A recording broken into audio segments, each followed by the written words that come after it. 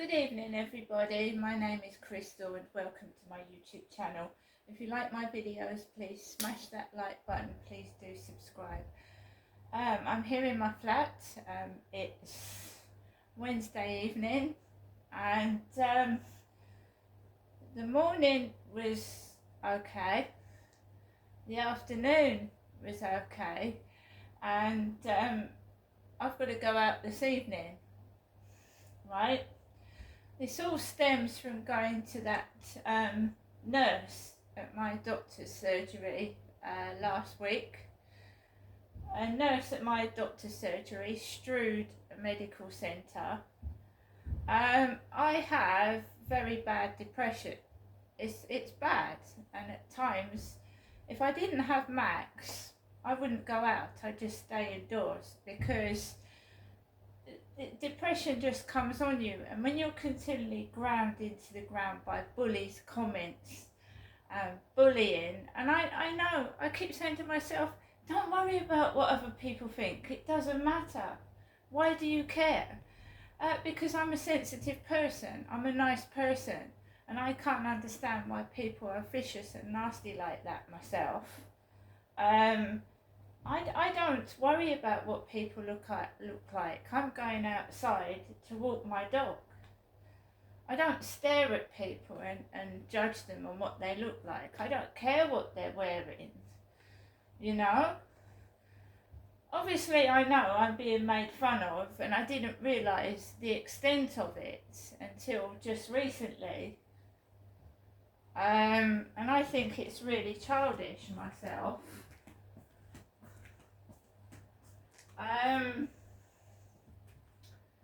So I'm here in my flat.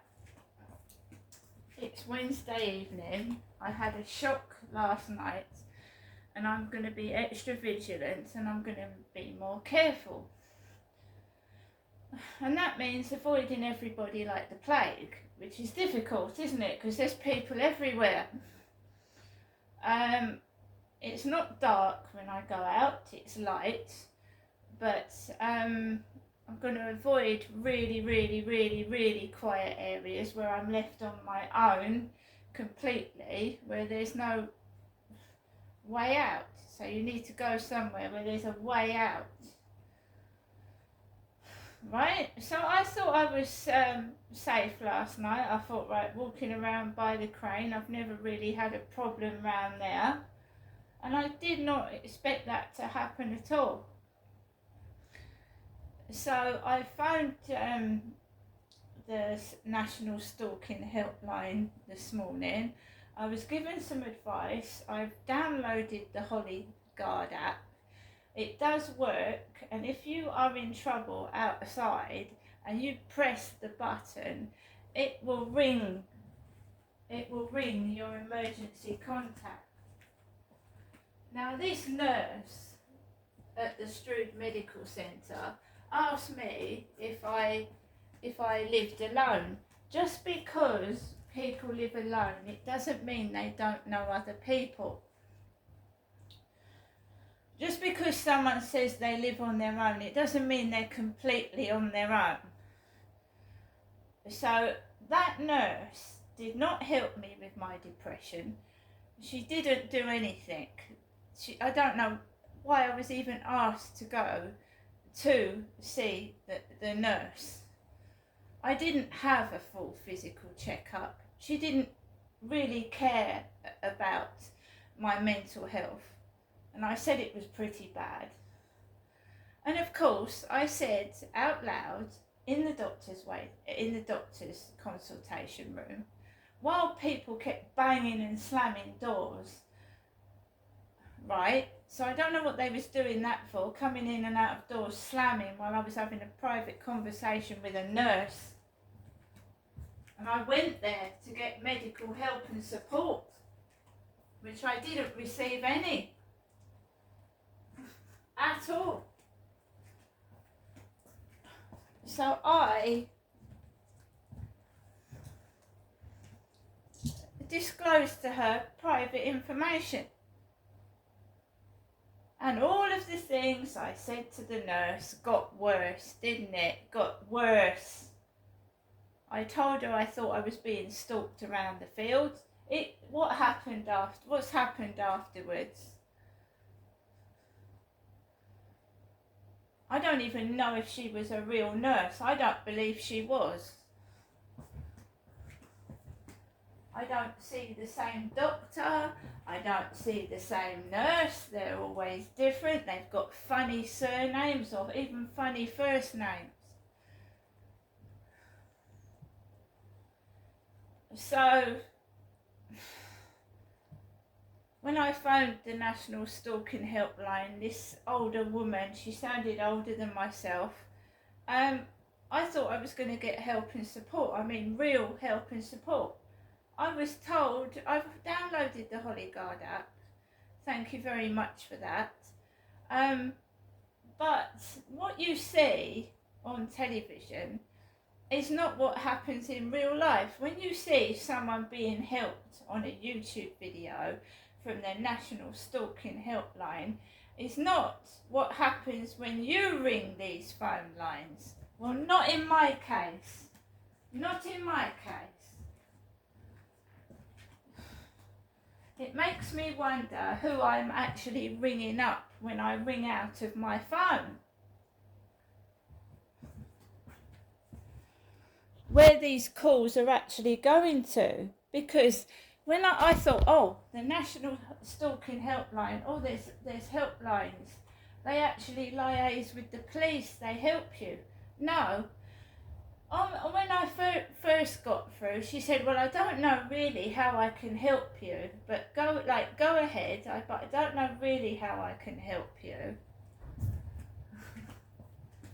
I mean, it's like when you call the police. They don't do anything, do they?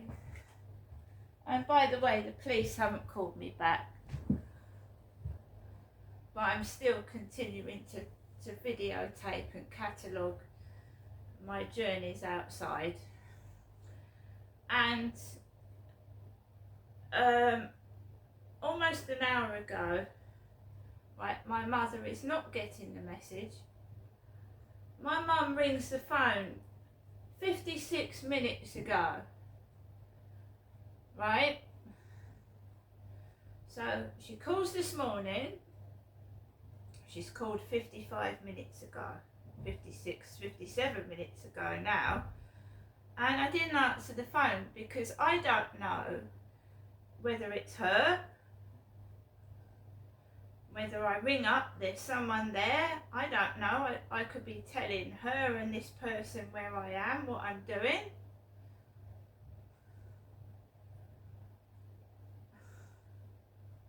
I mean, you have a relationship with your mother, yes, right? And you might live with your mother, you might interact with your mother, but this isn't normal.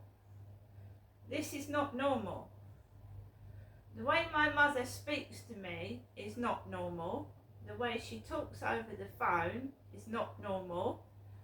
When I get into her flat, how I'm treated is not very nice and it's not normal. Now I need to break away from it, and I know I keep saying it and I know I keep going back on it, but it's difficult. When someone controls you, it's difficult to break those ties from them. I am being scared.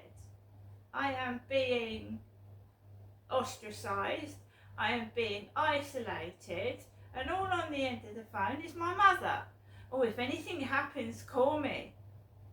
I might call when I'm needed.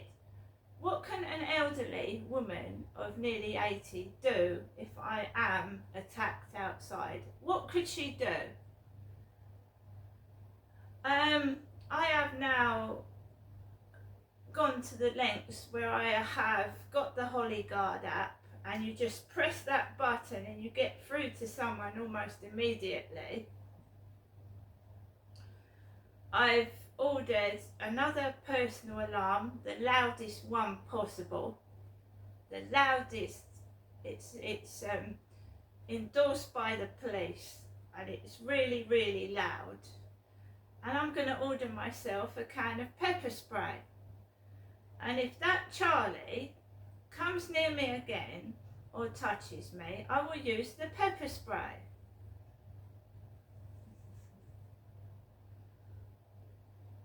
He comes across as a very gentle, mild-mannered old man, but I have seen a nasty side to Charlie when I was in his flat.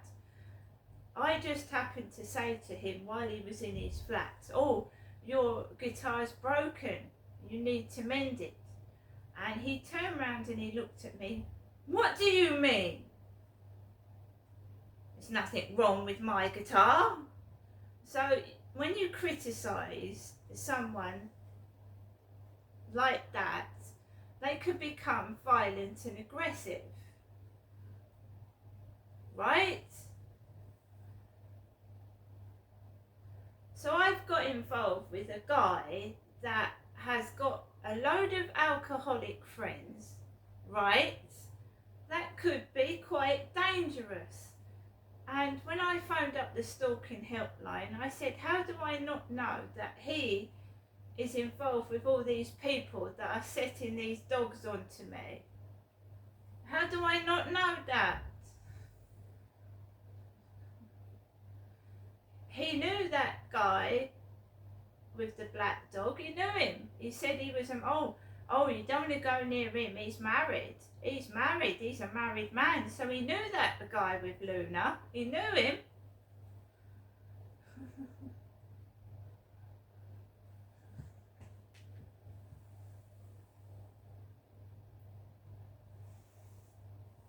I have done the best I can do by myself, which is walk Max, and every time I see someone, pick him up and then move away from them. Because I don't bloody trust anyone now. Anyway, let's hear Jennifer's voicemail message to me. And I'm not her husband, Derek, am I? I'm her daughter.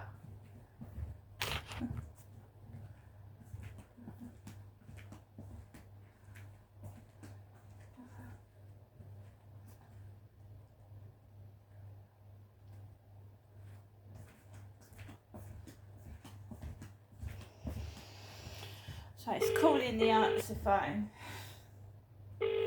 Oh no, I've done it again, guys. What have I done? I've pressed my mother's number by accident.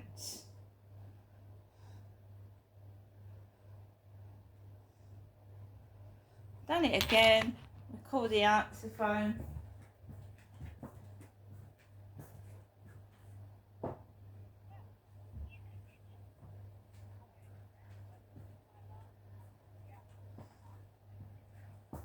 Right, where are we? On 5:15 here in England. Lester, just to let you know that the carnations you bought me for my birthday are still doing very, very well. Okay? I've still got them and they're still actually looking really nice and actually growing as well. Growing there in that blooms, the blooms are blooming. Okay, Janesta, as I said, this is your last late afternoon phone call of today. Today being Wednesday, and I'll give you a ring this evening. Bye for now.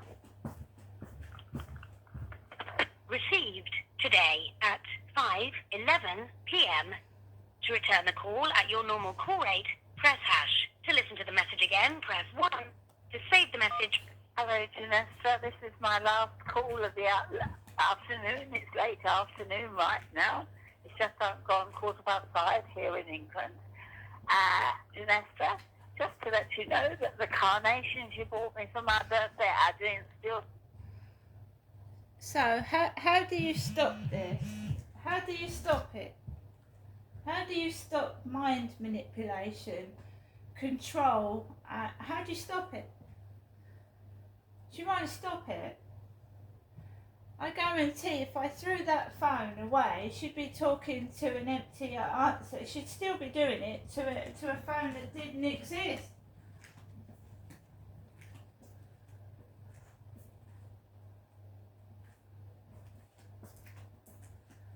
She's not being nice. She doesn't like me. She's not being nice. She's taking the piss. She did it to my father. I witnessed it myself. She's being sarcastic. She's being nasty. She's trying to provoke. She's trying to make me feel small and miserable. I know it's hard for other people to understand, but when I go up to see my mother, she's very jealous and spiteful. I cannot speak. She speaks over me. When someone rings me up, she yells. Nobody's there. There's no witnesses. But when someone rings me up round my mum's, she yells over the phone so the other person on the end hears her voice and not mine. She is sapping the life and the energy out of me. I want it to stop.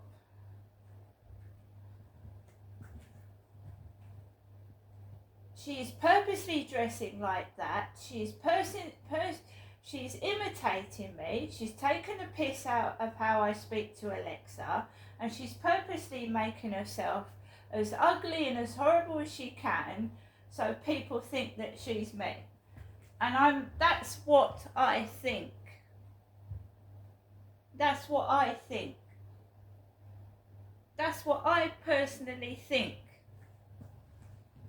Really nice those flowers are. Believe you me, I know that woman more than anybody else does.